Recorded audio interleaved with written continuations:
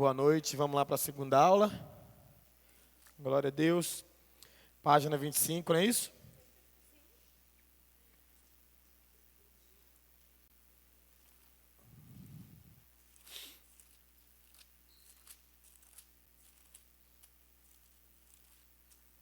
Vamos aí, crescendo em Cristo Jesus.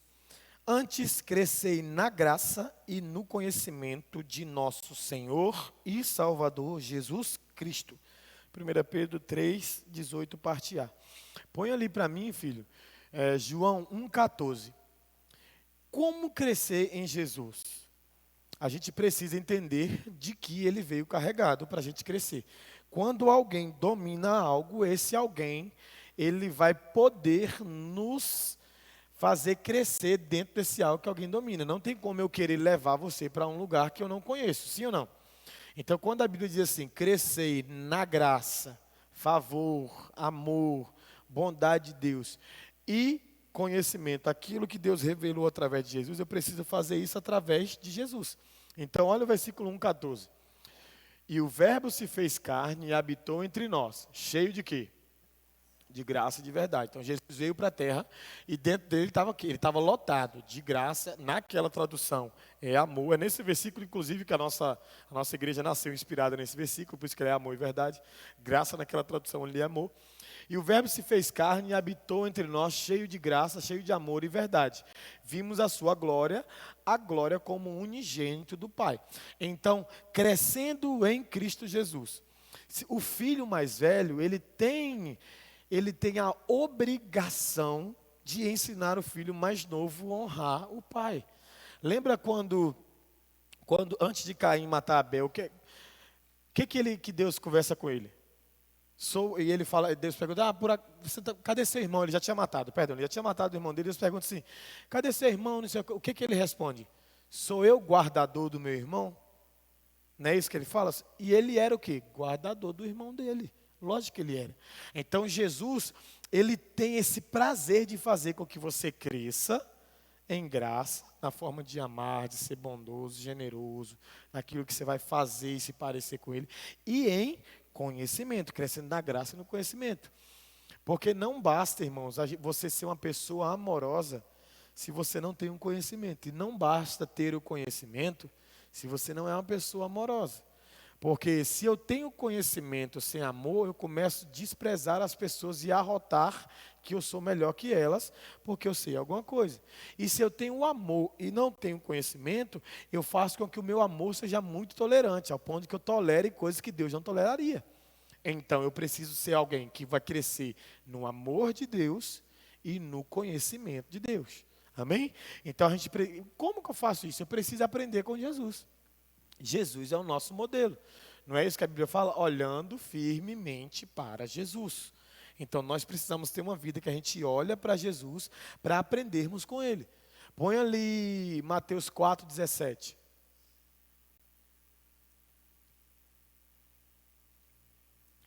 Daí em diante começou Jesus a pregar e a dizer, arrependei-vos porque está próximo o reino dos...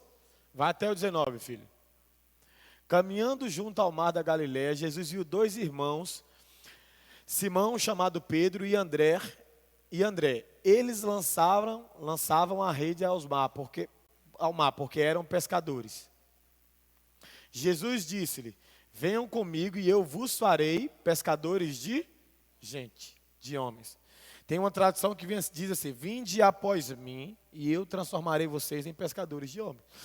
Pedro e André já tinham habilidade, eles pescavam peixe. Mas aquela habilidade não servia para o ministério, porque eles iam aprender a pescar homem. Para Pedro e André aprender a pescar peixe, teve que ter um professor. O pai deles, algum pescador, alguma coisa do tipo, amém? Como para tudo na vida a gente tem um professor. Para pescar homens, Jesus está falando assim, olha, para aprender a pescar no mar, lá no mar, teve algum tutor aí, alguém foi que te instruiu.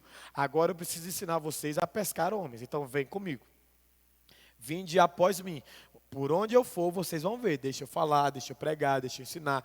Vocês vão me ver todos os dias, é o que diz em Lucas 19.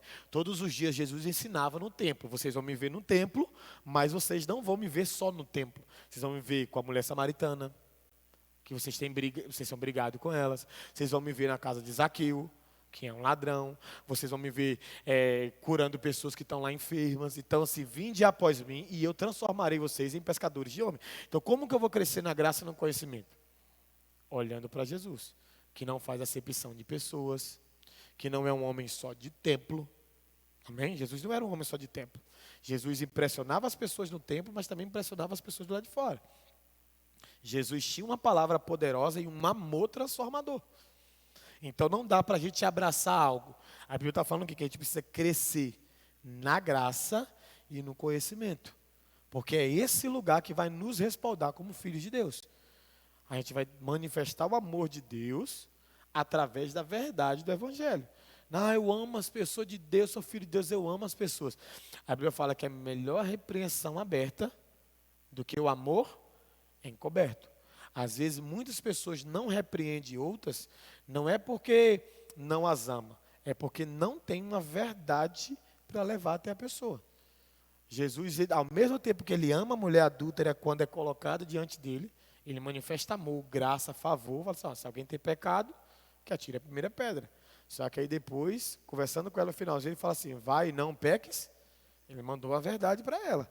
Está vendo por que você não foi apedrejado? A graça te alcançou. Mas se responsabilize com essa graça. Viva uma vida para a glória de Deus. Não peque mais. E é o conhecimento que vai fazer com que você não tenha uma vida de pecado. Por quê? Põe ali Salmo 119, verso 11.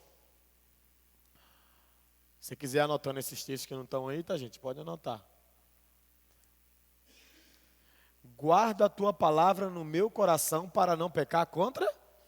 Por que não falo guarda o teu amor no meu coração para não pecar contra ti? Porque não é só sobre dizer que ama a Deus. Jesus diz o quê? Aqueles que me amam, esses guardam os meus mandamentos.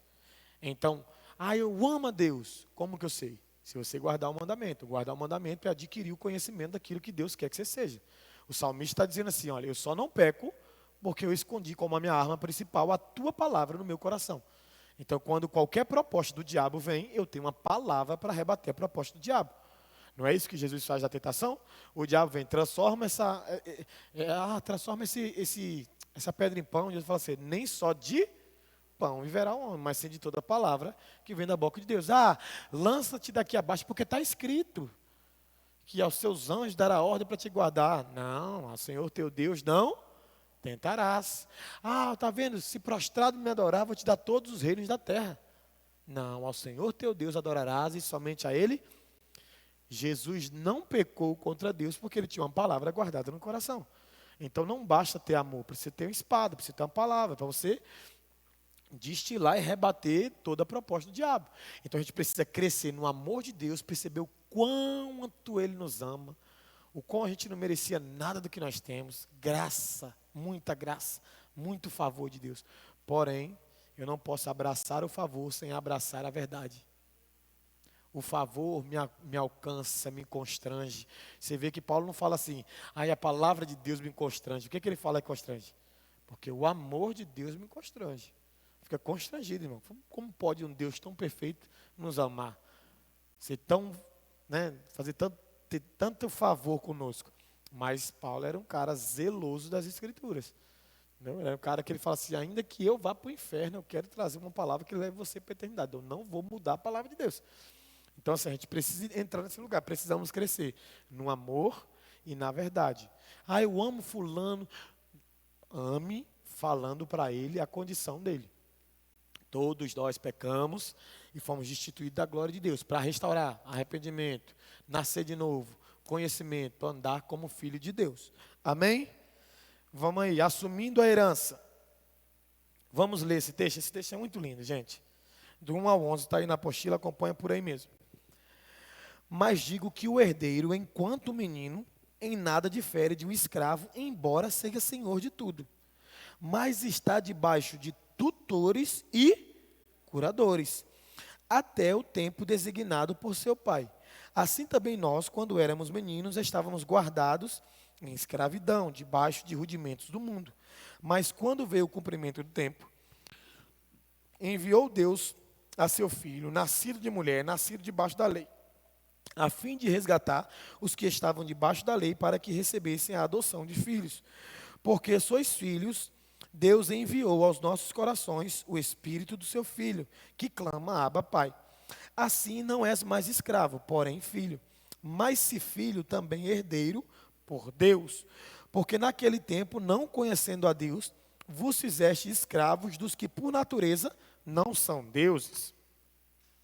Mas agora, conhecendo a Deus, ou antes, sendo conhecido por Deus, como estáis voltando outra vez aos rudimentos fracos e pobres, aos quais vos quereis ainda escravizar vocês de novo.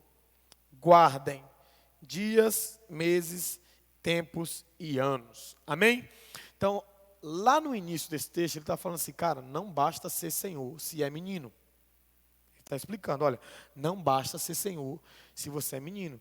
A Maria está aqui, o Vitor tem, o Vitor e a Maiara tem lá o carro, né, deles. Tem um carro. O carro do Vitor e da Maiara é da Maria? Sim ou não? Claro que é herança da Maria. Mas por que você nunca viu a Maria dirigindo o carro deles? Porque ela não tem idade para isso. Então, quando a gente fala sobre crescer, sobre avançar, sobre assumir a herança, é que não basta eu ter no meu sobrenome o nome de Deus. Porque a Bíblia fala, ser de santo como ele é santo. Ele dá para a gente o sobrenome dele. Não basta eu ter o sobrenome dele. Eu preciso amadurecer para assumir essa herança. Eu preciso amadurecer. Deus não vai dar herança para menino, porque herança na mão de menino é gastada de forma dissoluta. Chega um menino para o pai, parábola do filho pródigo, e fala assim, me dá minha herança.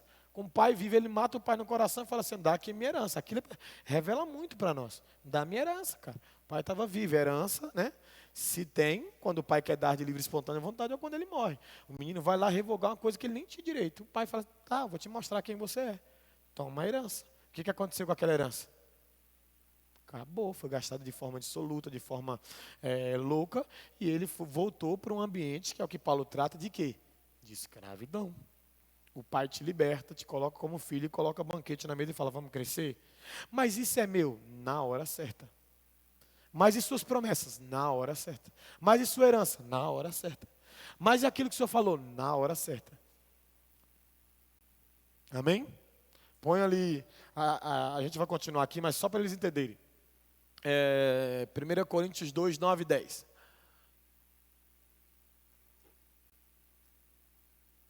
Mas como está escrito, nem olhos viram, nem ouvidos ouviram, nem jamais penetrou ao coração humano o que Deus tem preparado. Ele está preparando?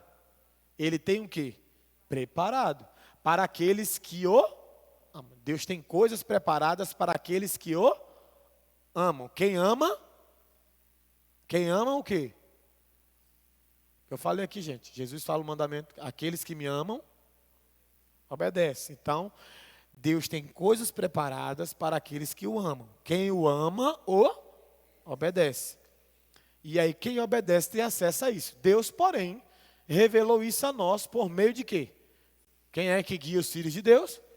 O Espírito de Deus. Deus, porém, revelou isso a nós por meio do Espírito, porque o Espírito sonda todas as coisas, até mesmo as profundezas do Pai. Então, o próprio Espírito se encarrega de, diante de um ambiente de obediência, de amor que você vai Deus, porque o Espírito é o seu tutor, é o seu curador, é aquele que te guia para te levar ao Pai. A Bíblia fala que o sacrifício de Jesus fala assim, olha, eu comprei para Deus povos de todas as línguas, nações e por aí vai. Então, dentro de cada nação do mundo, tem um povo que Jesus vai alcançar. Ele não alcança para ele fala assim, todos aqueles que me deste de maneira nenhuma lançarei fora, devolverei para ti. O Espírito está fazendo essa obra, e tanto o Espírito quanto Jesus está fazendo filhos para Deus, e vai pegar uma hora esses filhos e vai devolver para Deus. Então, o Espírito é o seu tutor, o Espírito Santo é o seu curador, aquele que vai te instruir a crescer.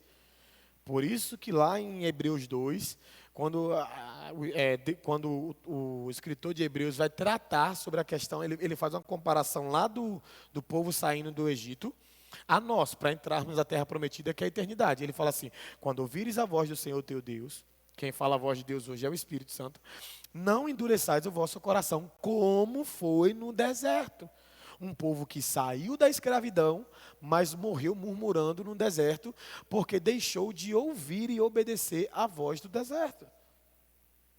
E aí eles não entraram na terra prometida. Então, o Espírito Santo vai te levar para um lugar de crescimento, de conhecimento, tanto na sua busca pessoal em casa, mas também dentro de um ambiente de ouvir pessoas que têm mais experiência com Ele. A Bíblia diz que todos conheceriam a Deus. Jeremias 31, 11, ou 31.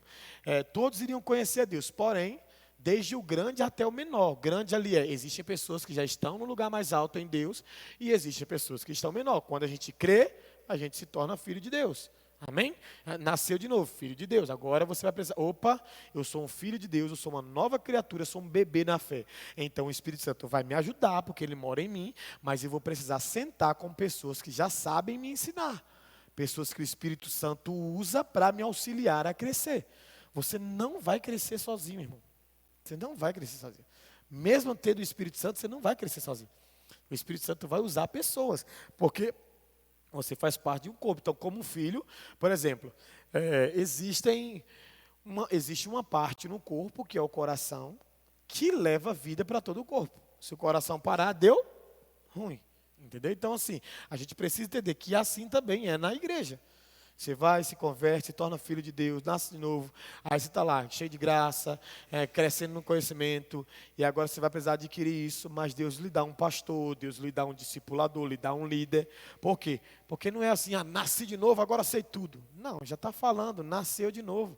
Se no nascimento humano você precisava aprender a falar, a andar, a tudo, por que no nascimento espiritual você não vai precisar? E é por isso que algumas pessoas ficam na igreja muitos anos e não têm comportamento de filho. Porque, entreguei minha vida para Jesus. Mas ninguém ensina nada para ele. Tudo que as pessoas falam para tentar melhorar. Não ouço, não. Tenho relacionamento com o Espírito Santo. E quem disse que é só o Espírito Santo em você que vai te ensinar?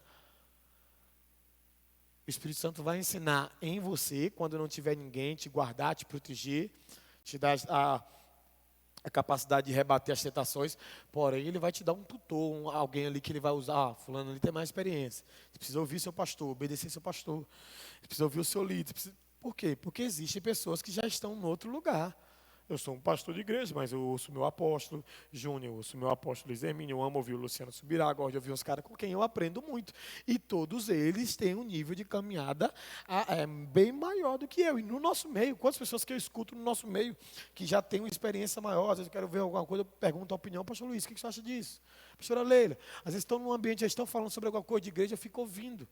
Por quê? Porque eu vou viver coisas que eles já viveram, é natural. Então a gente precisa sempre entender isso. Não é porque eu tenho o Espírito Santo, agora ninguém mais fala sobre. Não. Primeira coisa, se você tem o Espírito Santo vai colocar submissão em você para você aprender com os outros. Por isso que a Bíblia diz, considere os outros superior a si mesmo. Mesmo sendo pastor, tem que olhar para você e considerar você superior a mim mesmo. Isso me mantém no lugar de humildade e não de soberba. Amém? Então a gente precisa entender. Aí Paulo termina dizendo o quê? Que eles estão voltando a um lugar de escravidão, aqueles rudimentos fracos.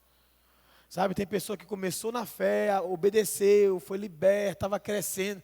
Aí de repente, quer saber, vou mexer com isso mais não. Ficar quietinho aqui, vou obedecer a exagero, isso aqui. Aí vai voltando para um lugar de escravidão. Paulo trata isso, ele diz assim, agora que Cristo vos libertou, não se coloque de novo debaixo de um jugo de escravidão. Filho não é escravo, irmão.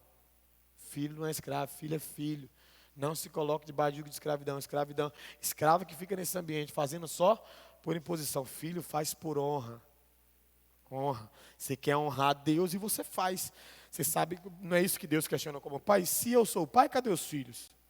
Se eu sou o Senhor, cadê a honra? Então ele como pai, ele quer filhos. Ele quer honra. Então filho faz por honra. Quem é que já trabalhou para o seu pai? Em algum momento da sua vida? Trabalhou para o pai? Pode ver, você era o funcionário que cobrava mais e o que recebia menos. Quando seu pai estava bravo, couro não sei, quem descontou os outros que aprontou. Você que se ferra. E ainda recebia menos que todo mundo. Pagava um, pagava outro ao filho. Para você esse mês é só isso. Mas você não ia embora. Por quê? Porque você trabalha para o pai em honra e não em interesse. Amém? Amém, irmão? Então vamos lá. Vai lá embaixo lá, a Bíblia declara. Se vós estiverdes em mim, está lendo aí? Está vendo aí? Se vós estiverdes em mim, as minhas palavras estiverem em vós, pedirei tudo o que quiserdes e isso vos será feito. Uma das coisas, irmãos, que eu amo nesse texto é que a gente precisa entender.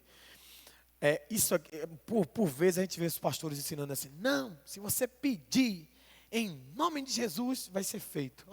Quem é que já pediu em nome de Jesus e não foi feito? Quem já? Então, tem alguma coisa aí, não tem não, irmão? A Bíblia fala o quê? Presta atenção, se vós estiverdes em mim, e as minhas palavras estiverem em vós, você está em mim e cresceu. Quem cresce não pede o que quer. Quem cresce pede a revelação do coração do Pai. Quem cresce pede o que, gente? A revelação do coração do Pai. Ele está dizendo assim, ó. Se vós estiverdes em mim, as minhas palavras estiverem de vós, pedirei tudo o que quiserdes e vos será feito. O que ele está dizendo, para traduzir para você, ele fala assim, ó, quando você está em mim e a minha palavra em você, quando você for no Pai, você vai pedir ao Pai exatamente aquilo que o Pai quer fazer. Por isso que fala, tudo vos será feito, porque o Pai vai fazer tudo o que Ele quer fazer. Então eu não preciso chegar diante de Deus, ficar inventando um monte de pedido. Deus, o que o Senhor quer fazer? Eu quero ficar clamando por aquilo que eu sei que o Senhor vai fazer. Deus tem um remanescente, uma igreja linda, gloriosa. Deus, nossa igreja vai ser linda, gloriosa, um remanescente que te ama. Quero orar para que isso se torne uma realidade o mais rápido possível. Jesus vai voltar? Pai, eu estou esperando teu filho. Jesus quer curar? Você vai orar o que o Pai quer fazer. Filhos maduros, eles preferem honrar e orar aquilo que o Pai quer fazer. Por isso que a Bíblia fala que o Espírito Santo vai até as profundezas, não é isso que está ali? Porque o Espírito sonda todas as coisas, até mesmo as profundezas do Pai. Então essa conexão, o Espírito, só para você entender, não é literalmente isso. O Espírito mora em você, mas ele tem acesso às profundezas. Então quando você vai buscando o Pai, o Espírito Santo vem revelando a verdade do Pai. Você está em Jesus e as palavras de Jesus estão em você. E aí tudo que você pede é referente às palavras de Jesus e isso vai acontecer. João 17, Jesus diz, meu Pai trabalha até agora e eu também. Se eles estão trabalhando, as coisas estão acontecendo. Então você tem que descobrir o coração do Pai para você não ficar orando errado. Pedis e não recebeis, porque pedis para gastar em vossos próprios deleites. Tem gente que tem um carro e está pedindo outro. Pô, fica olhando, o cara está lá com o carro, com a casa, mãe, não, demanda outro carro, né? Porque eu tenho esposa, irmão, não é pecado ter 2 carros não, mas, poxa, você já tem um carro, ora para Deus dar um carro para quem não tem.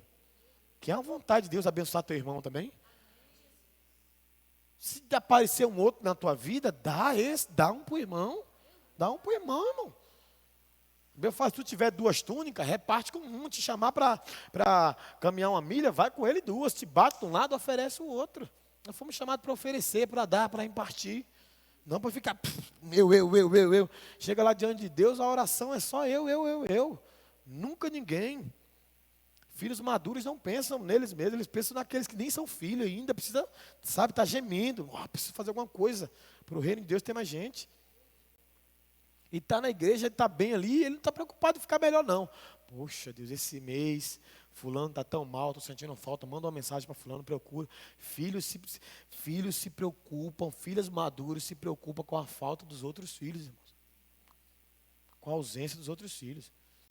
Você vê que na casa do pai tinha 2 qualidades de filho. Um que queria herança para gastar de forma errada e o outro que não tinha caráter de filho. Quando alguém volta, ele fica endemoniado. E isso, aquilo, outro. O pai, estou aqui, prego, canto, não pulei fora do barco, agora meu irmão vem e você faz festa. Ninguém entendia o coração do pai. Ninguém era maduro ali. Um pega uma herança que não pertencia e vai gastar. O outro ama mais uma festa do que o pai. Está na casa do pai, no colo do pai, tendo direito a tudo aquilo ali. Podia lá pegar um bezerro e fazer a festa. Ficou chateado porque Deus celebrou a volta do perdido. Isso mostra muito do nosso coração. Aquele texto ali, irmão, para mim, aquele texto de Lucas 15, não é para falar dos filhos, é para revelar o coração do pai. Revela muito o coração do pai. Um pai que os filhos não entendiam quem ele era. Um pai que os filhos eram rebeldes. Um pai que tinha um coração compassivo. Mostra as vergonhas da sua perna, porque judeu não podia levantar os vestidos, demonstrar as pernas. Era vergonhoso. O pai levanta as vestes, vai correndo em direção do filho, beija, abraça, traz para perto. Então revela muito do pai. Às vezes a gente se atenta só para, o filho pródigo voltou. Deus está... Não, e o pai, cara? que está lá amando um que não entendeu e pronto para receber o outro que abandonou. Então a gente precisa amadurecer e não ser o filho que fica chateado. Irmão, eu já vi gente mudar de igreja, sabe por quê? Está na igreja há 3 anos, eu vi pessoas mudar de igreja. Exemplo, vamos citar um exemplo aqui. Um casal está aqui do meu lado, um homem e uma mulher. Esses dois já tiveram uma vida promíscua. Uma vida errada, traíram um outro na época do mundo e coisa e tal. Vieram para a igreja 1 ano, 2 anos, 3 anos, experimentando um monte de coisa de Deus. De repente, uma pessoa chega na igreja, que já teve envolvimento com o marido dessa mulher. No passado. Quando? No passado, na época do mundo. Aí vem para a igreja. Aí se converte também, entrega a vida para Jesus. Aí quer congregar na igreja. A mulher saiu da igreja, porque chegou alguém do passado deles, se converteu, se arrependeu com família já. Não, pastor, foi com ele foi com ela que ele me traiu. Irmão, acabou, passou. Filhos maduros entendem. Tem gente que chega nessa igreja que fala, Deus me dá graça. Que eu assim, nossa, quantidade de coisa errada que nós já fizemos junto. Mas acabou, irmão. Vou virar para a pessoa, não, procura outra igreja, porque nós já foi das tretas. Não, irmão, passou. Passou, irmão. Passou. Pode mandar, Deus. Os caras que eu já usei droga, as doideiras, pode mandar o povo para cá. Tem lugar para todo mundo, nós somos filhos maduros para entender que as coisas velhas se passaram, tudo se fez novo, nós estamos vivendo um novo tempo no Pai, pronto para ser filhos maduros que vai receber os irmãos que estão chegando. Amém? Ao nível, cara. 3 anos de igreja, saiu da igreja por causa de uma situação que aconteceu 3 anos atrás. Isso revela muito que pessoas ainda não entenderam nada sobre perdão, sobre o coração do Pai, sobre restauração, sobre restituição. Então nós precisamos crescer. Precisamos crescer. Por isso que no verso 10 ele termina dizendo, guardai dias, meses, tempos e anos. Temo de vós não tenha achado, temo-me de vós não tenha eu trabalhado em vão. Sabe, uma das preocupações de cada pastor no mundo, cada líder, pessoa, é quando você está ali, trabalhando de alguém, de repente você vê, pô, será que eu estou trabalhando em vão? Será que esse é o porquê que Jesus falou para não jogar pérola? Porque a Bíblia fala o quê? Não lançai pérolas aos porcos. Entendeu? Então assim, Paulo está ali virando para os Gálatas, para a igreja linda, irmão. Você vê ele falando da igreja do início. Poxa, igreja linda, ele fala assim, será que eu trabalhei em vão com vocês? Ele fala para essa igreja, vocês estão me fazendo novamente sentir dores de parto. Um filho gera uma dor de parto da mãe. Aquele filho estava gerando mais de uma dor de parto. Paulo está dizendo assim, gerei vocês, pari vocês, agora está querendo vocês voltar para dentro de mim, fazer eu sentir dor de novo. Vocês já estão libertos, vamos crescer, vamos amadurecer, vamos viver como filhos de Deus e não como escravos. Vamos receber os irmãos mais velhos, vamos conhecer o coração do Pai, esse coração bondoso e revelar ele por aí. Amém? Então, outro verso lá embaixo. A gente já falou deles, mas vamos lá. Se tu és filho de Deus, manda que estas pedras se tornem. O diabo queria que Jesus provasse que era, mas Jesus já sabia, irmão. Não fica querendo provar. Nós não precisamos provar para o diabo quem somos, porque todas as vezes que tentamos provar para o diabo quem somos, é um sinal de que ainda não estamos convictos de quem realmente. Vamos lá, no capítulo 3 de Mateus, o que Deus vira para Jesus e fala? Este é meu filho amado. Aí o diabo vem e fala assim, faz isso aqui porque você para provar que você é o quê? Filho. Mas Jesus já tinha escutado. Em Mateus 3, este é meu filho amado. Pronto. Você vai ficar o quê, irmão? Com a palavra de Deus ou com a tentação do diabo? Não precisa provar nada para o diabo, irmão. Não precisa provar nada para o diabo. O Espírito testifica que nós somos filhos de Deus. Vou sair dizendo para o diabo, não precisa provar nada. Não, já que você é filho de Deus, faz isso, faz aquilo. Não, debaixo da sua direção, faço nada. Tem que provar nada a você. Deus remiu a minha vida, eu sei quem eu sou nele. Meu nome está escrito no livro da vida, ele é meu pai, eu sou filho dele. E nós temos um relacionamento de amor, de aliança, de comprometimento, de responsabilidade. Ponto. A gente não tem que provar nada para o diabo. Vamos lá. Como que eu não provo nada para o diabo? Tem aí um texto aí embaixo aí. Jesus respondeu e disse-lhe, se alguém me ama, guardará a minha e o meu pai e viveremos para quem? E faremos nele morada. Então, a gente precisa entender. O Pai vai nos amar por obedecermos o nosso irmão mais velho. Irmão, quem tem irmão mais novo sabe o que é. Eu sou o caçula da família. Às vezes minha mãe tinha que sair, meu pai tinha que sair. Eles viravam para o mais velho, e falavam, toma conta dos seus irmãos. Aí virava para mim e falava assim, obedece os seus irmãos. Quando meu pai chegava da rua, do trabalho, quando a minha mãe chegava, perguntava o relatório, e aí? Revinho obedeceu? Se Revinho obedeceu, o coração do pai ficava o quê? Feliz. Está dizendo o quê? Se você obedecer Jesus, o pai vai te amar. Porque você está obedecendo aquele que ele, lembra? Quem é a voz agora? Jesus.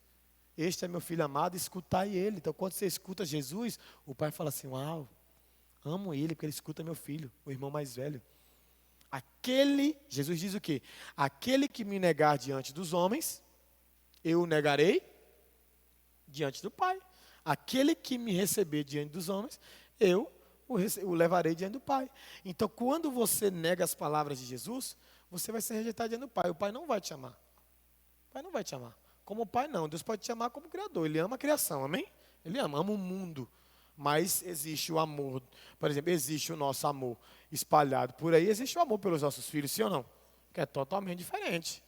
Se Deus virar para mim hoje e falar assim, Harris, igreja ou Nicolas? Tchau, ovelhinhas.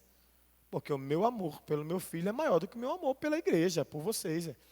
Meu amor a Deus é superior, meu amor a minha mulher é superior à igreja, meu amor ao meu filho é superior à igreja. Então, sempre tem um lugar. Então, assim, quando você ama o filho, você vai honrar o pai e o pai vai te amar de volta. Aí, olha embaixo. Não podemos agir como meninos. Quando eu era menino, olha isso aqui que Paulo fala é lindo. Ó. Quando eu era menino, falava como menino, sentia emoção como menino, discorria por aí, por onde eu andava, a atitude de menino. Preste atenção nisso aqui. Mas logo que cheguei a ser homem, acabei com as coisas de menino. Sabe quem é que acaba com as coisas de menino? Você mesmo. Ele está falando assim, quando eu era menino, falava como menino, sentia como menino, qualquer coisinha, discorria por aí como menino. Mas logo que percebi que não sou mais menino, acabei com as coisas de menino. Botei fim nas coisas de menino. Lembra de Hebreus lá, 12, 11, que a gente leu? Toda repreensão, no momento, ela não é algo alegre e sim triste. Porém, nos filhos que exercitam a correção, ali gera um fruto pacífico e ele cresce. Que seria mais ou menos o quê? Eu venho repreender a Isabela, não é para ela fingir que está feliz. Repreensão não é para você botar um sorriso no rosto. Repreensão é para você ficar triste mesmo. Assim, nossa, o pastor viu que eu estou errado, me corrigiu. No momento ali você fica triste, mas se ela for uma filha madura, ela vai sair daqui pensando, nossa, ele não me repreendeu à toa. Ele me direcionou, ele me corrigiu, ele acredita que eu não estou mais naquele nível de menino, então eu preciso acabar com esse sentimento dentro de mim. Não vou ficar com raiva do pastor, não. Eu vou crescer, eu vou acabar com essa Isabela aqui que fica boladinha com qualquer coisa e vou dar uma resposta de filho maduro. Paulo está dizendo assim, quando eu era menino, andava como menino, sentia como menino, falava, mas agora eu acabei, irmão, com as coisas de menino. Não dá para o meu apóstolo vir me dar uma palavra e eu agir igual uma ovelhinha que está chegando, pastor gritou comigo. Não, irmão, acabou isso na nossa vida. Filho maduro, te corrigir, irmão. Eu merecia mesmo. Agora eu vou chegar, pastor, vou dar orgulho lá, vou fazer diferente. Mas fique burrado. Irmão, eu já vi tanta coisa em igreja. Oh, meu Deus do céu. Teve uma vez seu irmão, você tem com o irmão. Ele tinha um dízimo maior financeiramente, porque não existe dízimo alto, amém? Dízimo é dízimo. Eu sou o maior dizimista de igreja. Fidelidade é fidelidade. Deus não recebe quantidade, Deus recebe fidelidade. Fidelidade, fidelidade. Deus procura os fiéis da terra. Aí o irmão, a gente estava na igrejinha lá, o irmão dava um dízimo com um valor maior e ele achava que era aquilo que sustentava a igreja. Aí eu dei umas 3 na canela dele para alinhar umas coisinhas nele. Sabe o que ele fez? Ficou um tempo sem dizimar, ficou um tempo sem ir na igreja. Aí passou, acho que uns 4 meses, e ir na igreja. Aí o pastor, você percebeu que eu não estou dizimando? Eu não. Eu não. Já sabia, claro, porque o pastor tem um relatório, né? A Tamir, isso aqui ela sabe. Falei, eu não, irmão. Porque eu fiquei meio chateado, deixei de dizimar. Falei, irmão, não é você que sustenta a igreja, não, querido. Quem sustenta a igreja continua sendo Jesus. Seu dízimo fez falta nenhuma, seu dízimo. Nossa, pastor. Você está pensando que você vai. Olha o nível de infantilidade. Não aguentou uma repreensão, achou que o dízimo dele ia fechar a igreja. Vou ficar sem dizimar, esse pastor vai vir correndo atrás de mim, me pedir perdão. Está esperando até hoje. esperando até hoje a gente ir lá. Filhos maduros não agem assim, a gente precisa acabar com as coisas de menino, gente. Sabe? Você tem um pastor, ele te repreendeu, coloca no crivo da balança, ele está certo, se arrepende.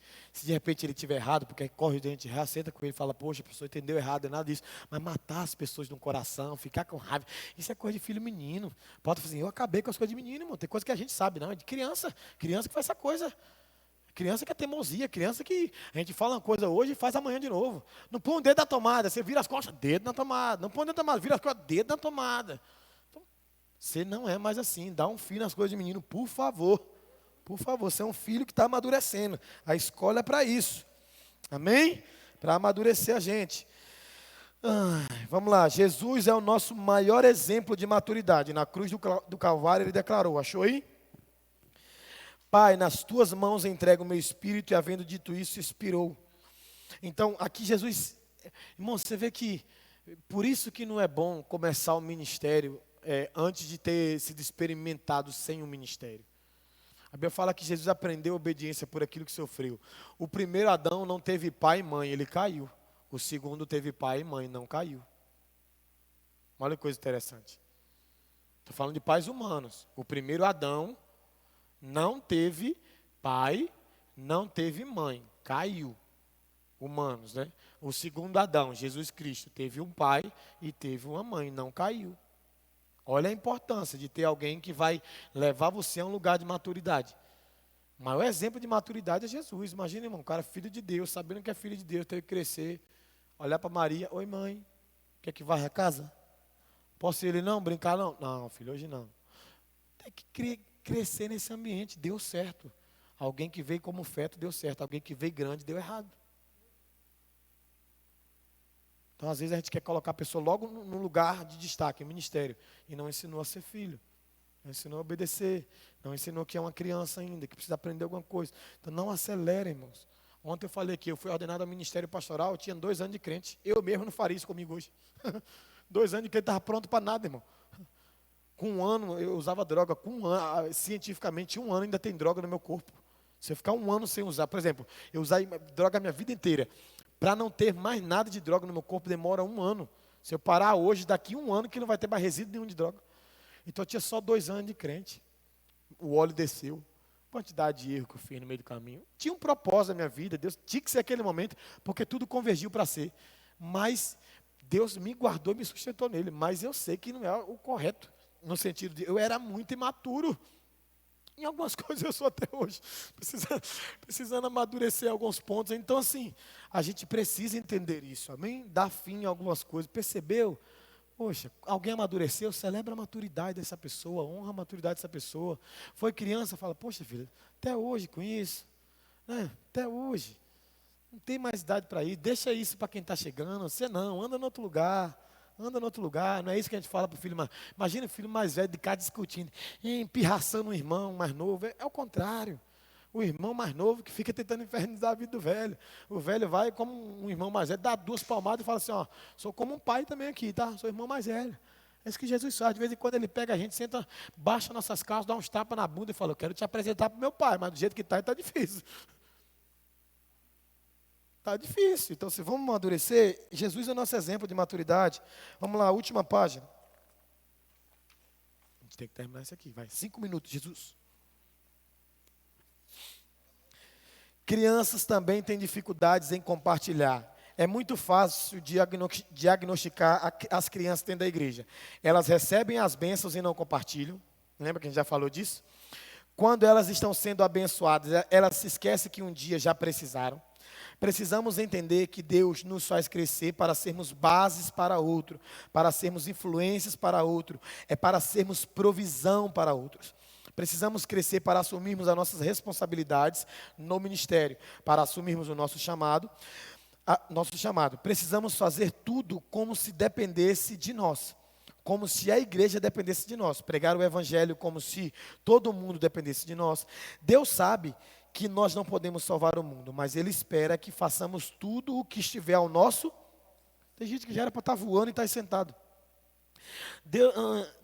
Não impressionamos a Deus com bens materiais ou habilidades naturais, mas o impressionamos quando sentimos o que Ele sente, quando choramos por aquilo que Ele chora, quando valorizamos o que Ele valoriza, quando amamos o que Ele ama, quando Ele nos ordena a avançarmos, avançamos. Então impressionamos a Deus. Impressionamos a Deus com a nossa Impressionamos a Deus com a nossa veste de salvação e louvor, devemos pedir a Deus a nossa herança, diga para Deus me dar a minha parte, e sabe o que ele vai dizer? O que está escrito em Lucas 15, o filho pediu para o pai matar um cabrito e disse, nunca que o Senhor me deu o cabrito. O pai disse, tudo que é meu é, tem gente que prefere pedir do que desfrutar. Deus vai dizer o mesmo que disse para aquele filho, filho, tu sempre está comigo, todas as minhas coisas são tuas. Filho desfruta, filho não pede, né? Em casa, na casa do seu pai, você não sai pedindo as coisas, você sai desfrutando, é seu. Com responsabilidade, porque tem outras pessoas. Precisamos entender que tudo que é dele é nosso. Não precisamos pedir presentes para Deus. Nós não damos presente para filho, nós damos presentes para amigo, para empregados, damos salário, para filho damos a herança. Somos herdeiros das promessas. Não devemos esperar uma promessa como um mendigo. Quando esperamos uma coisa que é nossa, deveríamos esperar adorando a Deus, agradecendo por tudo que já é nosso, por tudo que foi feito na cruz do Calvário por nós. Deveríamos estar agradecendo pelo privilégio de sermos filhos de Deus. Olha que coisa interessante. Ontem aqui, tanto no culto da manhã, quanto no culto da noite, eu falei sobre um provérbio que Salomão disse, que ele diz assim, a promessa demorada enfraquece o coração. A gente falou ontem que nós estamos falando sobre a presença de Deus, o quão a presença de Deus é suficiente. Todas as vezes que o seu coração estiver fraco, é porque a ausência de Deus está fraca também. Porque quando Deus te promete algo, Ele coloca a promessa dentro do crivo do tempo. Então Deus pode te prometer hoje acontecer daqui de 15 anos. E para você estar bem durante esses 15 anos, não é a promessa que te alimenta, é a presença que te alimenta. Então o filho é feliz pela presença do pai, não pela profecia do pai. Por isso que aqui está falando, celebre, o outro filho está lá, não, mas meu irmão, ele, cara, tudo que é meu é teu, cara. Tu tá aí, você podia fazer festa todo dia, eu estou fazendo festa para ele hoje, porque ele ficou perdido por aí. A gente precisa amadurecer, precisamos entender que a promessa demorada só enfraquece o coração daqueles que não estão cheios de Deus. Quem está cheio de Deus, está desfrutando da presença, da herança, está crescendo e está fluindo. Amém? Vamos lá, 2 minutos. Reconhecendo nossa filiação, Deus nos deu o poder de sermos feitos filhos de Deus. A gente já leu esse texto, vai para a última página. É um poder que ninguém pode tirar de nós. Ainda que alguém diga que não somos merecedores, e nós sabemos que não somos mesmos, mas sabemos que somos filhos de Deus. O que nós somos manifesta a nossa identidade, manifesta quem é o nosso Pai. Você tem o sobrenome de quem? Quando Deus diz, sede santo porque eu sou santo, Ele está dizendo para termos o seu sobrenome, porque somos dele. Devemos criar um altar relacionado com Deus, um altar de relacionamento com Deus. Ele vai revelar a nós como um pai, e nunca mais vamos adorá-lo como Deus somente, mas como um pai. Em Gênesis está escrito que Abraão deu tudo o que possuía a seu filho Isaque. Abraão deu a Isaque tudo o que possuía, porém deu dádivas aos filhos da concubinas que tinha, e ainda em vida os separou do seu filho Isaque, enviando-os ao Oriente, à terra oriental. O filho da carne não pode nascer perto do filho do Espírito. Abraão deu tudo o que possuía para Isaque, mas antes Abraão teve que dar Isaque para Deus. Para termos tudo que é do nosso Pai, foi preciso primeiro Jesus, lá na cruz do Calvário, nos entregar para Deus. Por isso precisamos passar pelo altar do sacrifício. Por isso precisamos ser oferecidos para Deus. Por isso é que precisamos nos render a Deus. Eu gostaria que você fizesse uma oração comigo. Você que não se sente filho de Deus, você que ainda não entende que Deus é seu pai, você que não entende o amor de Deus, talvez você foi criado sem pai, talvez seu pai foi embora e você ainda era menino, talvez você nem conhece seu pai legítimo e por isso tem dificuldade de ver Deus como pai. Talvez você nunca teve um carinho de um pai, talvez você nunca recebeu um colo de um pai. Tudo que você recebeu do seu pai e da sua mãe foram palavras negativas, por isso você tem dificuldade de ver Deus como pai. você nunca mais vai ter uma relação com Deus somente de servo, mas de pai.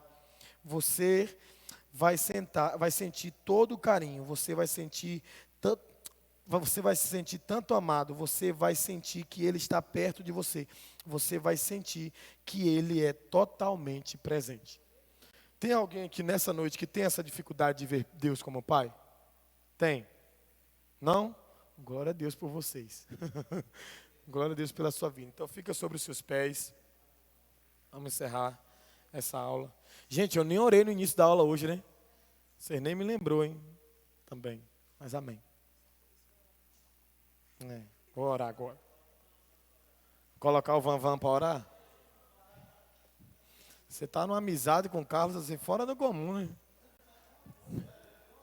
Negócio assim, essa conexão de filho mais novo e filho mais velho está maravilhosa.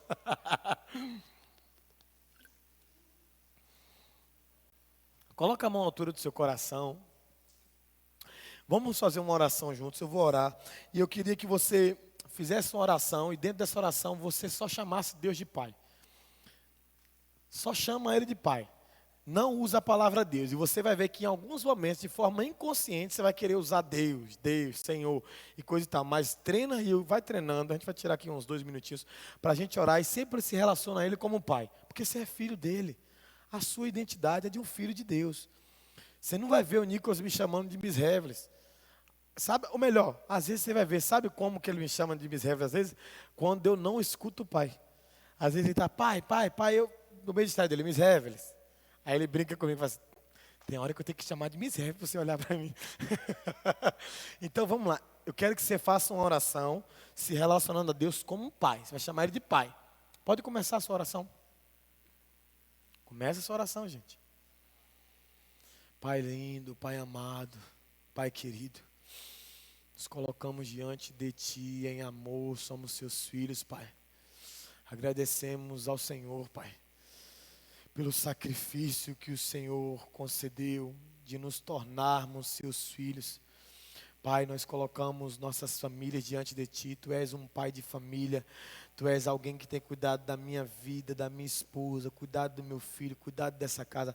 Paizinho, obrigado por todas as coisas que o Senhor tem feito, tanto de forma exterior, mas também no interior de cada um. Pai, a sua bondade nos alcançou através do teu filho Jesus, o nosso irmão mais velho. E é por isso que hoje nós somos seus filhos e temos direito à herança. Paizinho amado, obrigado pela sua paciência, pelo zelo, obrigado pela sua paixão por nós, Pai, que nós possamos ter um relacionamento afetivo com o Senhor, saber que no Senhor tem um colo de um pai, tem um abraço de um pai, tem a correção de um pai, sim, tem um acalento de um pai, tem um abrigo de um pai, tem a herança de um pai, tem a segurança de um pai. Não nos deixa enxergar o Senhor apenas como Deus, o Senhor é o nosso Pai, o nosso paizinho em que nós temos descanso, em que nós sentimos conforto. Por isso, Pai, obrigado por essa aula tão reveladora, onde nós assumimos a nossa identidade de filho e nos relacionamos com o Senhor como Pai amado do nosso coração, como alguém que nós temos a liberdade para honrar e para desfrutar dessa herança. Nós não estamos competindo com ninguém, Pai. Os filhos podem chegar, porque todos nós somos co-herdeiros através do nosso irmão mais velho, que é Jesus. Aquilo que está em Jesus, Pai, é um direito nosso, é nossa herança. Ninguém vai tomar aquilo que é nosso, eles vão desfrutar daquilo que é nosso, daquilo que o Senhor nos concedeu como o nosso paizinho. Então, Pai, obrigado pela vida dos seus filhos, obrigado por essa aula, Pai. Leva teus filhos em segurança, Pai, para suas casas, que o teu Espírito continue testificando que o Senhor é o nosso Abba, o Senhor é o nosso paizinho, que nós temos a identidade de filho, que nós guardamos a sua palavra, Pai. Obrigado, Pai, pelo seu amor derramado em nossos corações. Obrigado, Pai, pela família que nos deste. Obrigado pela casa que nós temos, Pai. Obrigado pelas coisas que o Senhor nos deu, os presentes que o Senhor nos deu, Pai. Obrigado pela sua herança, Pai. Em nome de Jesus, que teu Espírito encontre sempre lugar em nosso coração, Pai, para nos levar a um lugar de maturidade. É isso que nós pedimos, Paizinho, em nome de Jesus. Amém. Glória a Deus. Você pode celebrar o Senhor. Só um recado, a partir da semana que vem não teremos aula, nós teremos o nosso culto de formatura domingo à noite. Precisa vir as mulheres de preto, de vestido preto, um homem uma blusa preta social. Amém? A gente vai ter algo bem lindo aqui, você vai receber o seu diploma e a gente vai alinhar, porque